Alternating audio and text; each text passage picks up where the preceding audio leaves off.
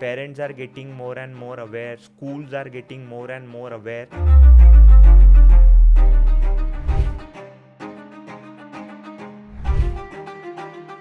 So, what presentations do they come up with? What are the behavioral challenges? Because a lot the child would not be tell the symptoms, Yes. but it's the parents.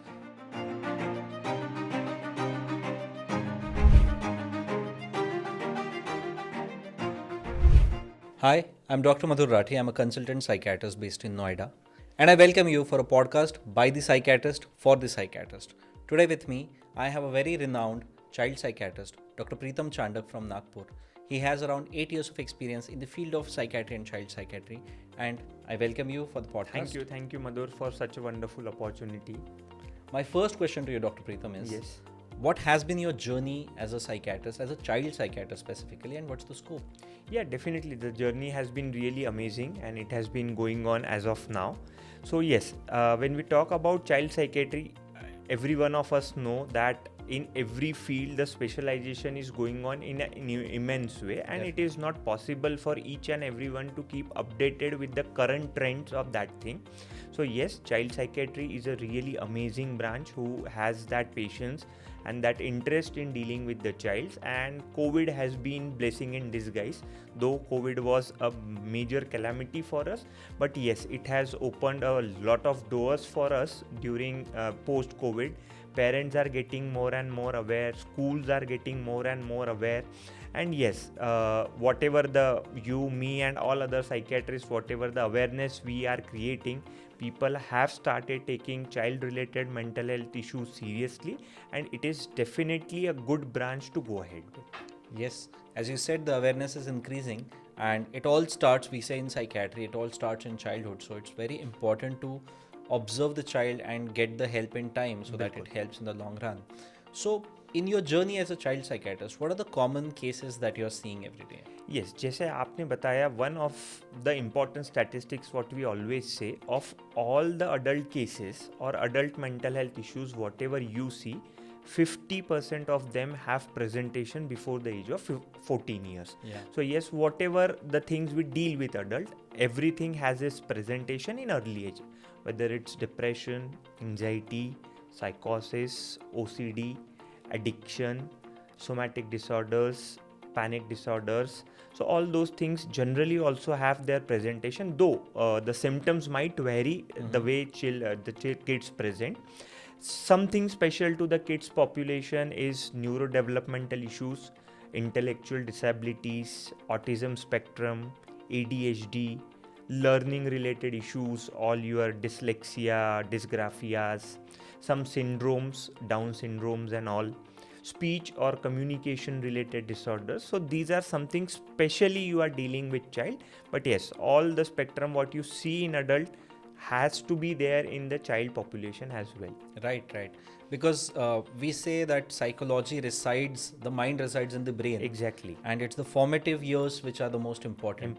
So, what presentations do they come up with? What are the behavioral challenges? Because the child would not be tell the symptoms, Yes. but it's the parents. So, what presentations do they come with? Yeah, when we look at the presentation in child psychiatry, अलग अलग domains पे हम लोग उसको देख सकते हैं. एक होता है इमोशनल डोमेन्स, जिसमें मन उदास रहना, मूड फ्लक्चुएट होना, चीज़ों में इंटरेस्ट नहीं आना, एक्सेसिवली क्राइंग होना, ये एक स्पेक्ट्रम हो सकता है. बिहेवियर वाला डोमेन, जिसमें चिड़चिड़ापन करना, गुस्सा करना, किसी की बात नहीं सुनना, बड़ों का अनादर करना, डिफायंस या स्टबर्ननेस हो सकता है. थर्ड डोमेन हो सकता है फिजिकल सिम्टम्स का, बॉडीली पेन्स होना, सर से लेके पाँव तक आपको अलग अलग सिम्टम्स महसूस होना, स्लीप रिलेटेड इश्यूज़ होना, एपेटाइट रिलेटेड इश्यूज़ होना, और सबसे इम्पॉर्टेंट कंसर्न्स जो पेरेंट्स का होता है, that is the academic domain. पढ़ाई में पुअर परफॉर्मेंस हो रहा है, स्कूल से कंप्लेंट्स आ रही है, grades are gradually and regularly following, the kid is not able to focus, he is not attentive in the class. So ये अलग अलग डोमेन्स है जिसमें जनरली पेरेंट्स हमारे पास बच्चों को लेके आते हैं. Right. Okay, so all these domains that you mentioned, may that be emotional, behavioral, may that be academic, may that be cognitive also for that matter, ये सब की शुरुआत तो ब्रेन में ही हो रही है. The brain is the central organ, right? Yes. So न्यूरोबायोलॉजिकली अगर हम देखें तो people think that the problem is in the behavior, the problem is in the performance, the problem is in the body, but people don't understand कि brain में ये सारी problems हो रही है. So बिल्कुल सही है. how much are the, you know, how much is the cognition affected, how much is the brain neurobiologically क्या हो रहा है brain में?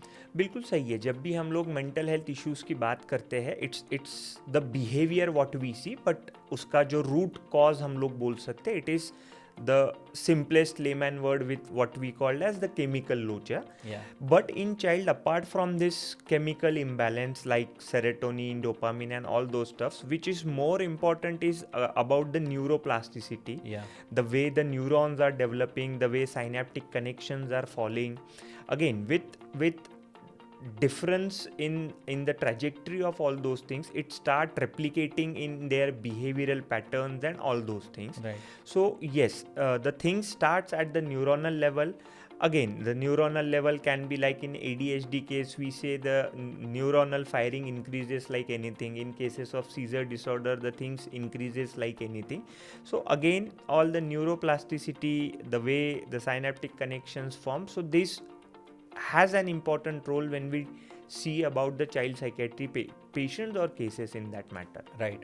So as you said that it's the neuroplasticity, and neuroplasticity is a continuous thing. Yes. So because it is continuous, the manifestation of ADHD or anxiety in childhood might later convert into conduct issues, then personality issues. Definitely. That's the progression that we generally see. How do we take care of this neuroplasticity? Because now that we are moving from psychological principles to biological psychiatry, we are seeing the biological basis. So we are also coming with newer molecules which would help to address these biological issues. What are the newer molecules that come to your mind which is actually, helping you to take care of neuroplasticity? Okay. So again in that case, again the research has been going on in a very good level regarding the overall brain development, what we call in normal languages.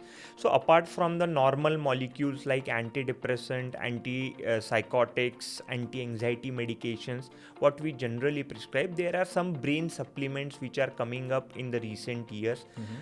To name few, L Carnosine is one of an important molecule which I feel has played a significant role. Then the results of omega-3 fatty acids has been documented way back, and it is used like extensively in child and adolescent population. As you might have heard about the leucovorin component which has been there in US, and the research has been going on in cases of autism for that matter. Fourth, importantly, is the role of magnesium. We all know magnesium as a good mood stabilizer, but yes, the research are there indicating towards this mood enhancing, cognition enhancing activities as far as magnesium is concerned. There are few molecules in the pipeline which are supposed to increase the cognition, which generally otherwise also when we see the child or adult population some or other way is affected. Then there are some newer generation sedatives or benzodiazepines which prevent your cognitive ability, like vortexutin is there. Then we have your lumateperone and luracid and all those kinds of things, which generally helps in preserving the cognition. And on top of that, citicoline, piracetams, ginkgo biloba, all these things have also come up with substantial research to support the diagnosis for that. So with the right research, we are able to find the right kind of neuroprotective molecules. We are not only, it's not only about treating the illness, it's also about maintaining the wellness and maintaining the brain's capacity that we are talking about. I would like to understand your experience about L Carnosine. How often or how frequently have you been using it? What indications and how? Yes, so to mention about L Carnosine, it is a fantastic molecule, whatever I have used as of now. It started to come in Indian market roughly around 2020 and at that time. So again, the research backing was not there at that particular time. So my personal experience was again trial and error. At that time, the cost was again one of the limiting factor, particularly when we were writing this. But over the period of time, and with now this 6-7 years of experience of writing it, definitely it has a good neuroprotective action. In majority of the mental health issues, behavioral issues, what you see in kids, again, cognition is not the only thing which is affected. Social domains are also affected, emotional domains are also affected. So in overall management, when we talk about, like you have mentioned about the overall wellness, it plays an important role. Specific disorder wise, I have majorly used in cases of autism, ADHD, speech regarding issues, whether speech delay, articulation issues, more predominantly in learning disorders, and plus apart from this, any patients or kids having depression, anxiety, or the normal spectrum having cognitive difficulties, or the cognition is not up to the mark, which is affecting their academic or the socio-occupational functioning. So in that case, it is a good molecule to have in your armor, and the research is also coming up. There are n number of research in these 6 years to back up your findings. And again, it forms one of a major molecule in my overall practice when we talk about L Carnosine. Okay. So as you mentioned that it's because it's a new molecule and you have understood about its application through trial and error, though there are guidelines and everything, but we have clinically seen that a lot of times we have to modify the guidelines based on the population that we are serving, based on the age group, based on the comorbidities.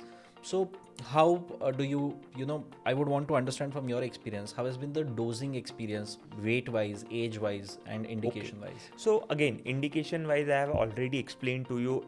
In spite of the child population what we are dealing with, it has also shown good results in patients having cognitive difficulties, what we generally see in the psychotic spectrum, severe depression or anxiety. Plus, it has also shown good results in the geriatric population, particularly dementia of any origin, Alzheimer's, and all those things. When we come after the doses of it, again, the body weight dosing has not been mentioned that in that particular way. But what I generally follow in my practice is less than 5 years of age, you can start with 5 ml HS. Again, the syrup formulation is more preferred in child and adolescent population. If you go much higher, like 5 to 10 years of age group, 5 ml BD is a good dose to go with. And more than 10 years, till 25 or till 30 years of age, 10 ml BD is a good dose to start with. Again, in all the neuroprotective or neurocognitive enhancer, it has been shown that you have to continue it for at least 3 to 4 months to start getting good its effect or something. So I generally prefer to continue it for 3 to 4 months. Then I advise patient to take a break of next 3 to 4 months and again restart it for next 3 to 4 months. So this is the general protocol which I follow for the child and adolescent, bit pre-adult kind of thing. But in adult population or the geriatric population, dose can vary according to the symptom improvement what you can see. It can start from 200 milligram in a single dose to 200 milligram BD, or you can make it 400 milligram HS or total of 800 milligram. So the range in adult is something 200 milligram to 800 milligram, because again, cost is one of the limiting factor. So you have to consider that aspect as well. So 200 to 800 is fair enough as an add-on to other molecule. Again, when we are talking about it, it is not the core molecule. It is always an add-on to whatever the existing treatment you are doing. So this dosing regime, I guess, gives you good results. Right. And are there any reservations or any modifications that you are doing for special populations? As of now, I am not doing any specific modifications in particular this kind of thing, because again, now in market, multiple brands, multiple companies have launched their products in multiple flavors, multiple colors, and all those things. The cost has significantly gone down when it was 2020. And yes, the research has been over there, and with your personal experience, you also develop that conviction while counseling the patient, and parents are also finding significant improvement on addition to either your regular medications, either your therapies. So yes, they are more than happy to continue with the treatment. as of now, in few cases, because again, tolerability is an issue that can happen with any medication, but very rarely I have seen that some kids are not tolerating it. It is associated with nausea, vomiting, or anything like that, but the population is very, very few in that case. Right. Is there any add-on advantage of the molecules which are coming with DHA and vitamin D and other, Yeah, definitely. actions? As an add-on, initially it was just L Carnosine, but now with the research going on, L Carnosine with EPA, with DHA, all those things coming up. Again, everything plays a different role in overall neurobiology of the disorders. So yes, addition of DHA gives you much better results as compared to the plain L Carnosine, because it covers the whole spectrum of cognition when we talk about at the neurotransmitter levels. Right. So you spoke about the cost being one of the factors. Are there any factors that you have seen once the patient has started on the medicine? Are there any other factors or side effects that come up which make them not go for it or stop it or anything like that? Like I have mentioned, tolerability in some cases, like side effects like nausea, vomiting, can be seen in few patients.